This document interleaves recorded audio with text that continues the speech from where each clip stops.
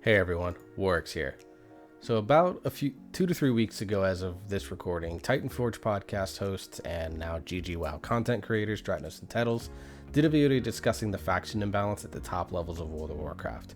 Their main focus was the fact that as of their video, 50 Horde guilds in the world had defeated Mythic Sylvanas, and only around 6 Alliance guilds did the same. This is a drastic reduction since early Legion, where around 28 guilds were in the Hall of Fame for the Alliance, by the time 100 spots on the Horde side filled up. This is a great video that you should go watch, and I'll link it in the description, and you should sub to both their YouTube channels along with mine. Hint hint.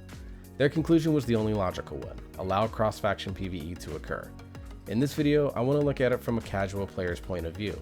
How would something like this impact someone on the more casual player level, along with those at the top end of the spectrum? We'll now jump into my normal screens and we'll continue the video from there. Alright, now that we're in my main view here, I wanted to show you this here. So this is going to be looking at what the impact on the actual players would be, and then we'll talk about the lore side in just a little bit. So what I'm showing you here is Raider.io's North American realms list. Now, one of the things that we're going to be looking at is the impact on the player. If you look at the general faction population, Blizzard has stated multiple times that the overall population of World of Warcraft is about 50-50 in terms of Horde or Alliance. Now, I don't know if that contains like how they get to that number. I have 8 characters right now, I think, maybe 9, and pretty much all of them are at level 50 or above. However, I only really play 2 right now in my Monk and Hunter.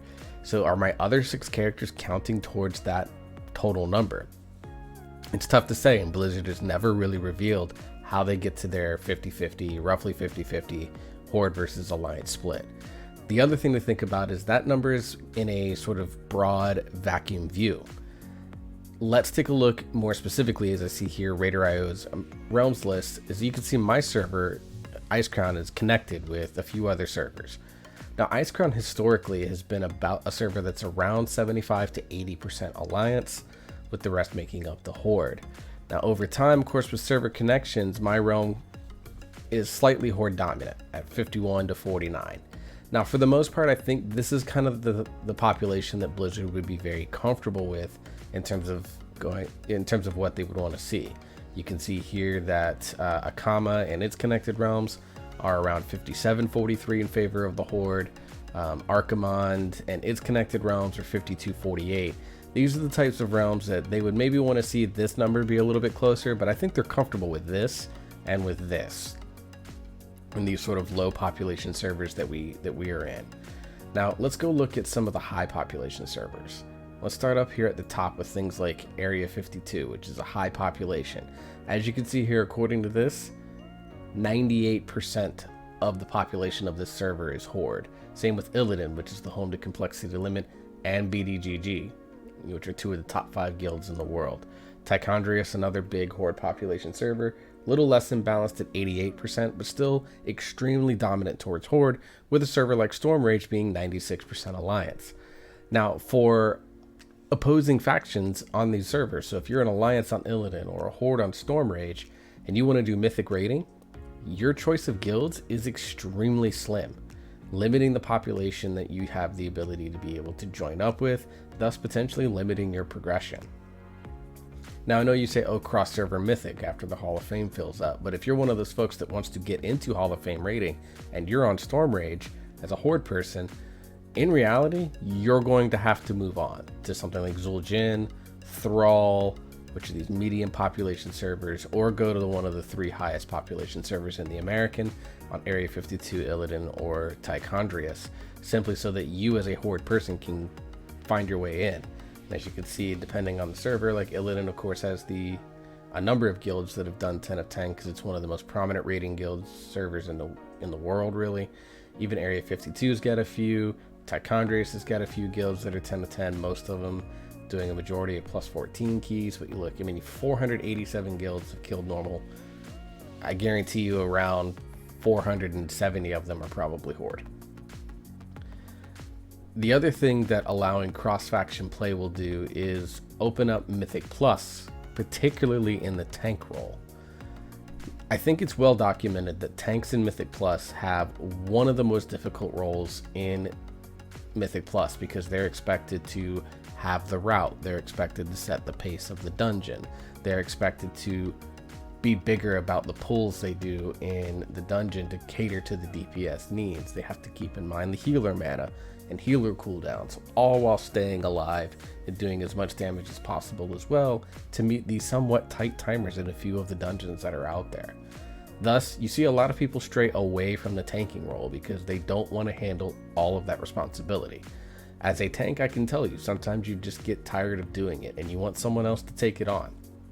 That's why even little things like Newall forming our group in Mythic Plus is something that I like him doing, because I'm already going through and figuring out the route, I'm setting the pace and trying to push the key times as far down low as we can, while Newall and Fyrus are focused on, keeping everyone alive in the case of Newall, or killing the mobs as fast as humanly possible, and making the most out of what it is that I pull without causing any sort of major issues for either Newall healing or the pug healer that we get.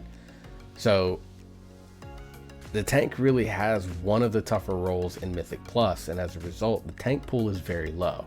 There are a few other reasons for it. I might try to dig into a video as to why the tank population is so much significantly lower the DPS or healer population, but I would want some numbers on the specializations of pretty much most players, and I don't think I'm going to be able to find that, so that may or may not be a video for the future.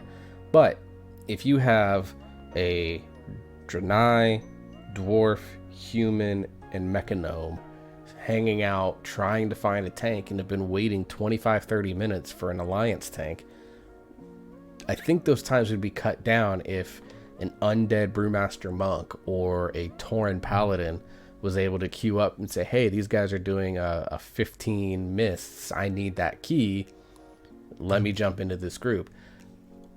Barring some very specific role player type folks, I don't think you would see anyone ultimately saying, oh, this is a horde tank, I don't want this guy. It's like, Jesus, a tank finally signed up for our queue, let's go. And so I think overall, because of those types of potential for the tank population to swell, and on servers like these where folks that want to be alliance or want to be horde but are in such a minority of the population, and this is just America's, Europe is seeing a lot of the same things. Oceanic sees a very heavy alliance favoritism on their servers. These players that want to play the less popular faction either on servers or in regions in general are going to have an opportunity to really expand and grow communities. And folks like Illidan and Limit, imagine if Limit and BDGG could recruit also some of the best alliance players in the world. Could Echo recruit some of the best alliance players in the world? Same with things like Pieces and Method. These guilds that were in the top 5 all of a sudden have a much broader pool to work with, makes their guilds much more competitive to stay in, and makes the opportunities for these minority factions, so to speak, on these servers to have an opportunity to reach the goals that they have for themselves. Now, folks that are looking to achieve world first, they're going to pay the money no matter what to get over towards the horde side on Illidan or this alliance side on Stormrage, where you want these guilds to be able to get to the guilds that you want. But if they don't have to pay that type of money, what do you mean? It allows them to still have that opportunity while still being able to be the character that they want to be in their night elf, their dwarf, their panda, whatever the case may be. But what about Hall of Fame rating, you ask? Well, I think there's a couple of solutions for that. One, you can make it so that whatever base faction your guildmaster is, that's the Hall of Fame that you go into. Now, I definitely see that being very easily cheesed, because then you just have, if you're in a big old horde guild on like Titanforged, but you're just outside of Hall of Fame, you might say, hey, GM, pick an alt, we'll promote him to GM and make him like a night elf so that we can still be 20 horde characters, but because our GM is a night elf, we're considered an alliance guild. I can see that being cheesed, and I definitely don't think it's the best solution, but it is one that maybe we could build off of. The second one is that you look at the balance of your raid. If you have like 12 alliance and 8 horde, then you're an alliance based guild that goes into the Hall of Fame. If you're split like 10-10, then you would do whatever the raid leader is of that group. Of course, cheese can be the same way. The third option is you don't do a faction Hall of Fame, and you just extend the Hall of Fame to like 200 or 250 places. Now, does this cheapen the Hall of Fame any? Maybe, but I don't agree with that idea. Right now, 200, 100 Horde guilds and 100 Alliance guilds all get Hall of Fame. And it's one of those things where if you cross-faction everything, you're still getting 200 guilds, and maybe you expanded another 50 just to give a little bit more credence to the idea of Hall of Fame. And you just do straight up the top 200, 250 guilds. Whether that is, 200 Horde guilds and 50 Alliance guilds, it doesn't matter. But if you allow this cross-faction play, you can have groups that go full Alliance and still get the benefit of playing with all of their friends and that are still Horde side and stuff like that, but they can still be an Alliance guild if they wanted to and achieve Hall of Fame and still get to keep the communities that they've grown and developed. And then from the Mythic Plus side, it expands the player pool, which is something that is always good from the Mythic Plus standpoint. All right, I'm going to go ahead and close the screen. We're going to move back over to the usual starting screen, and I want to talk about the lore side. Don't really have much in the way of like footage or websites for this, because this is just something that I want to talk about kind of generally speaking. So when you talk to developers, or when you've read interviews from developers, one of the things that they say across the board is that the foundation of Warcraft is the Horde versus the Alliance conflict.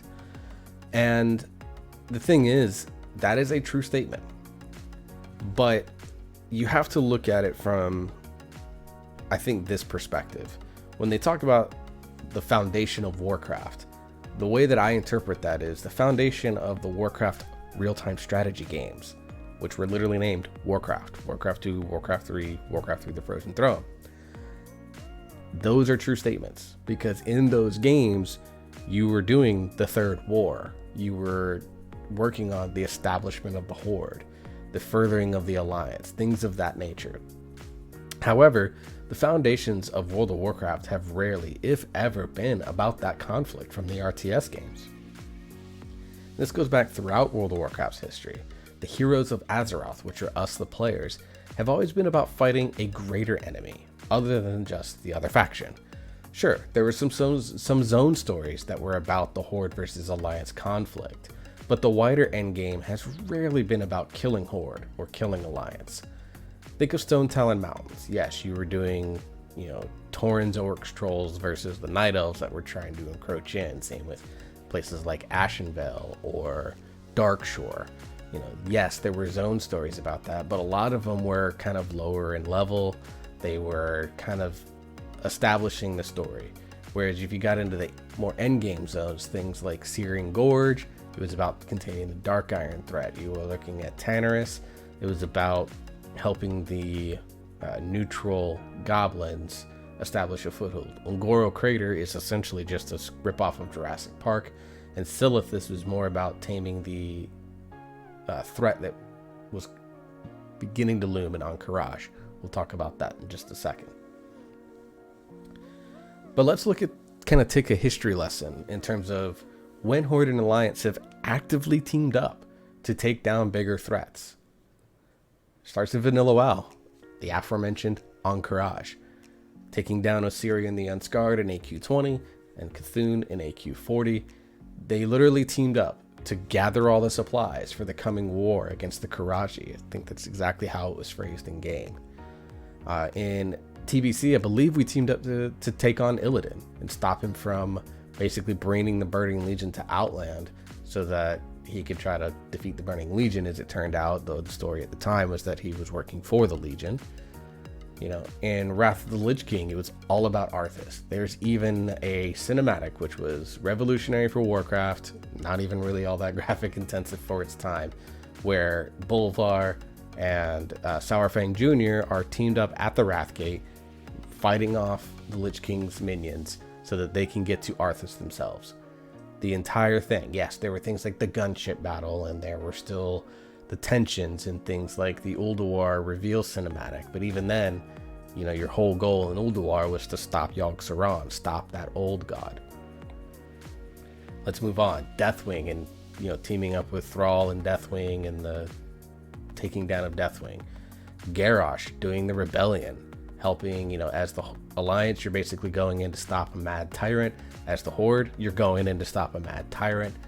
You know, the Iron Horde in Warlords of Draenor, the Burning Legion in Legion, N'Zoth in Battle for Azeroth, and now the Jailer in Shadowlands.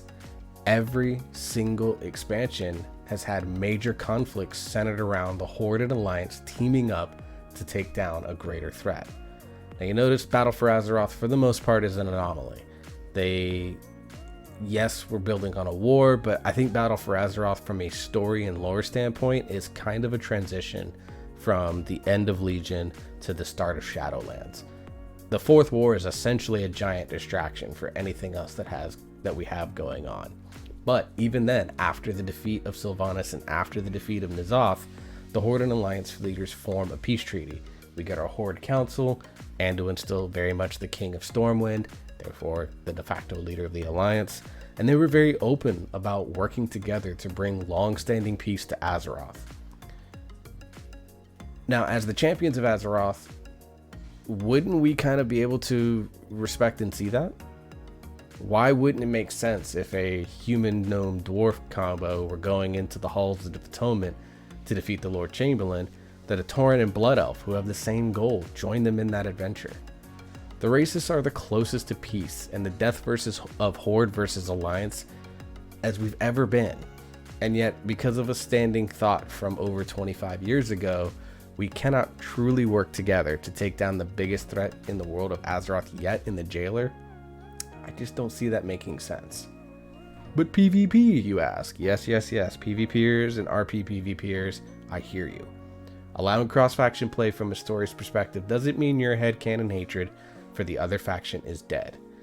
Remember at the end of BFA when Tyrande, before developments in Shadowlands, and Gen Greymane both seemed upset at Anduin for the decision to make peace? Princess Talanji of the Zandalari tribe didn't seem so keen on working with the Alliance after they killed her dad. This decision to work with each other after centuries of fighting wouldn't sit well with everyone. Many Alliance and many Horde, I think, would refuse to give up their ancestral hatreds and still commit to fighting each other for the territory and for dominance. Congratulations, your PvP battlegrounds are now justified in the story. While the champions of Azeroth that are defeating these other factions are in, there are some that refuse to take on that, to refuse to abide and are still fighting the old conflicts at Warsong Gulch, Arathi Basin, Eye of the Storm, Battle of Gilneas, all of them still going on, just because there are folks that cannot give up the old way, so to speak, of just slaughtering Horde, slaughtering Alliance as soon as you see them. I think overall, cross-faction PvE is a fantastic decision for the short, medium, and long-term health of World of Warcraft. I've had many people in Discord say they wish they could go to the Horde or to the Alliance, but their friends don't want to switch or pay the price to switch. Removing that barrier allows people to play with their friends and with their guildmates regardless of faction. Sure, Blizzard loses out on the store transaction of a faction change, but with the potential to play with their friends but make the aesthetic choice that the individual wants, I think it outweighs the loss of revenue for that store service. Not to mention, there's a ton of people that I think would be paying to switch races to the opposite faction, knowing that they weren't going to lose that community they've developed and built, but they get their choice of aesthetics. How many more Blood Elves do we see in the world once we are able to go that route? How many orcs or trolls that are only playing this because it's there that actually want to be something like a Draenei or a dwarf because Stoneform is great, get that opportunity? You can keep the race change price the same, and I think you make more money than you do with the current faction change and race change prices. So, money for Blizzard, players benefit. Why not? Why not? Anyways, folks, that's my take on cross-faction PvE, and I think why it's time to implement it. Leave comments below to give me your thoughts on why you'd like to see this, and of course, like, share, and subscribe to the channel. Until next time, everyone, I hope you all stay safe. I hope you're all getting vaccinated, and I'll see you all in the next video.